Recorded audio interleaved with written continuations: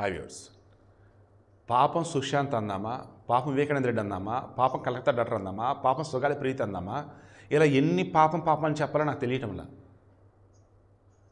CBI central bureau of investigation ఏమైందండి? ఒకప్పుడు Congress bureau of investigation అని చెప్పేసి ఇదే బీజేపీలో అన్న హడావుడి చేశారు.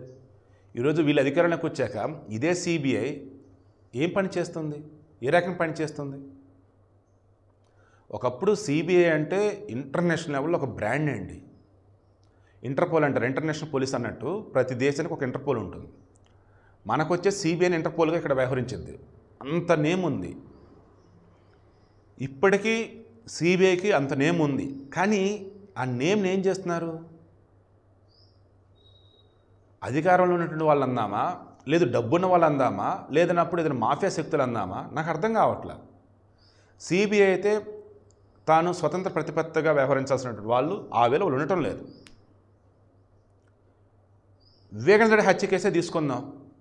అవినాష్ రెడ్డికి సంబంధించి అరెస్ట్ చేసే విషయంలో కావచ్చు, బెయిలిచ్చే విషయంలో కావచ్చు, ఆ కోర్టులు ఏంటి, వీళ్ళేంటి, అసలు ఎంత చేశారు మీకు తెలీదా?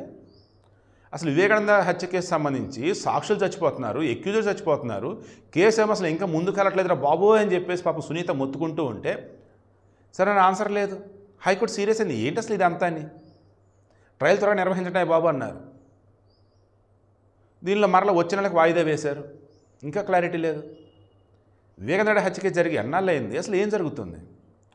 ఆ సునీల్ యాదవ్ ఎవరు వచ్చేమంటున్నాడు, కొత్తగా హత్య అని ఒక సినిమా చూపిస్తున్నారు కదా, అందులో చాలా గలీస్తరంగా చూపించారు, నా క్యారెక్టర్ మా అమ్మ క్యారెక్టర్ వివేకానంద క్యారెక్టర్ తప్పు, అదే సినిమాని ఆపండి అంటాడు. దస్తగిరి వచ్చేసి చంపింది ఎవరో ఏంటి, మొత్తం మేము చంపాం కదా స్వామి, ఇంకేంది కేసు ఇంకా ముందుకు సాగట్లేదు అతను అంటాడు. అరే ఈ జగన్మోహన్ రెడ్డి ఈ వైసీపీ వాళ్ళు వచ్చేసి వివేకానంద రెడ్డి మంచోడు కదన్నట్టు ఇండైరెక్ట్గా చెప్తారు, సాక్షులు ఘోరంగా రాపిస్తారు. అసలు ఎక్కడ వేసిన గొంగలు అక్కడ అన్నట్టు ఉంది. ఇప్పుడు సుశాంత్ సింగ్ అండి, దీనికన్నా ముందు కలకత్తా డాక్టర్ చెప్పాలి. జస్ట్ 2 days బ్యాకే ఈ కలకత్తా డాక్టర్ హత్య కేసులో సంజయ్ రావు ఒక్కడే నిందితుడు అన్నారు. యావజ్జీవ చనిపోయే వరకు జైల్లోనే అన్నారు. సెంట్రల్ ఫోరెన్సిక్ వాళ్ళు వచ్చినప్పుడు కూడా మొత్తం చెక్ చేసి ఆ అమ్మాయి వచ్చి సెమినార్ హాల్లో చనిపోలేదు, వేరే చోట చనిపోతే బాడీ తెచ్చి ఇక్కడ పెట్టారని చెప్పేసి వాళ్ళు రిపోర్ట్ ఇచ్చారు. సిబిఐ వాళ్ళు ఏం చెప్పన్నారు, మొత్తం అక్కడే జరిగింది, మొత్తం సంజయ్ రాయ్ చేశాడని చెప్పేసి వాళ్ళు అన్నారు. రెండు టాలీ అవట్లా, తీర్పులు మాత్రం ఇచ్చేశారు. ఇంకా సిబిఐలు ఏమేమి తేల్చారు, ఇందులో వేరే వాళ్ళ ఇన్వాల్వ్మెంట్ లేదన్నట్టు తేల్చి పడేశారు. దెన్ ఈ అమ్మాయి వాళ్ళ పేరెంట్స్ ఏం చేశారు, సుప్రీంకోర్టుకి వెళ్ళారు. సుప్రీంకోర్టు ఏం చేసింది, ద గ్రేట్ సుప్రీంకోర్టు, ఏంటి మా దగ్గరికి వచ్చారు, మీ కలకత్తా హైకోర్టు ఉంది కదా ఆడికి వెళ్ళండి, మా దగ్గరికి ఎందుకు వస్తున్నారు అని చెప్పేసి అన్నారు. ఎందుకు ఆడికి వెళ్ళారు, విచారణ మరలా చేయాలి, సంజయ్ రావు అక్కడ కాదు ఇంకా చాలామంది ఉన్నారు, సందీప్ ఘోష్ గారు కావచ్చు, ఇంకా చాలామంది ఉన్నారు అని చెప్పేసి వీళ్ళు. హత్య జరిగిన రోజు నుంచి ఆ బాడీ ఖననం అయ్యేంత వరకు ఆ 1 day period, just 12 hours period అని మీరు తీసుకోండి. కలకత్తా హత్య కేసులు ఎన్ని అనుమానాలండి. సాక్ష్యాలు తారుమారు చేయడం కావచ్చు, బాడీ పోస్ట్మార్టం చేయకుండా ఆపడం కావచ్చు, పేరెంట్స్ని రమ్మని చెప్పేసి మనల్ని పక్కన పెడతాం కావచ్చు, ఎన్ని ఉన్నాయి అసలు అందులో. చివరికి సంజయ్ రావు అక్కడ హంతకుడు. అది అలాగనే సిబిఐ అక్కడ పోయిందా. మన సుగాలి ప్రీతి, మా పనులు ఉన్నాయి, ఇది అంత ఇంపార్టెంట్ కేసు కాదు, మా దగ్గర ఫండ్స్ లేవు, స్టాఫ్ సరిపోరు, పక్కన పెట్టేశారు, కోర్టుకు చెప్పేశారు. అయేషా మీరా హత్య కేసు ఏమైంది, సిబిఐకి ఇచ్చారు, అది కూడా ఏమిటంటే ఎవరికి తెలియదు.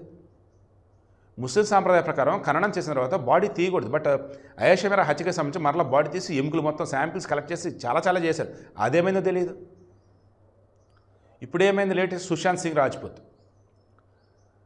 రియా చక్రవర్తి ఆ పిల్ల మాజీ గర్ల్ ఫ్రెండ్, ఆమె వచ్చి ఏం చేసింది, సుశాంత్ సింగ్ వాళ్ళ అక్క చెల్లెల మీద వాళ్ళ పేరెంట్స్ మీద కంప్లైంట్ చేసింది. ఏమని, రాంగ్ మెడికల్ ప్రిస్క్రిప్షన్ సుశాంత్కి ఇచ్చారు, అవి వాడటం వల్ల డిప్రెషన్కి గురైపోయి అతను చనిపోయాడని చెప్పేసి ఈమె. దెన్ సుశాంత్ వాళ్ళ పేరెంట్స్ అండ్ సిస్టర్ వాళ్ళు ఏమైనా కంప్లైంట్ ఇచ్చున్నారు, సుశాంత్ని రియా చక్రవర్తి ఆత్మహత్య చేసుకునేలా ప్రేరేపించింది, లేదా వీళ్ళే చంపేసి ఉండొచ్చు అని చెప్పేసి వాళ్ళు.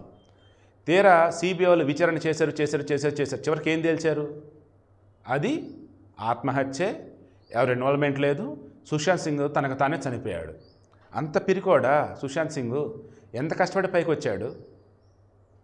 ఇక్కడ ఉదయకిరణ్ అంటే సరే, ఇతను వచ్చేసి కొంచెం ఇన్ఫెక్ట్ కాంప్లెక్సో లేదన్నప్పుడు రకరకాల ఇష్యూస్ ఉన్నాయి, ఇతను సైకలాజికల్ అని చెప్పేసి ఆల్రెడీ కొంతమంది చెప్పుకొచ్చారు. అంటే ఎలా చెప్పాలంటే సింపుల్గా, సున్నిత మనస్కుడు ఉదయకిరణ్, ఈ 1 word చాలు, ఇది సున్నిత మనస్కుడు, చాలా సెన్సిటివ్.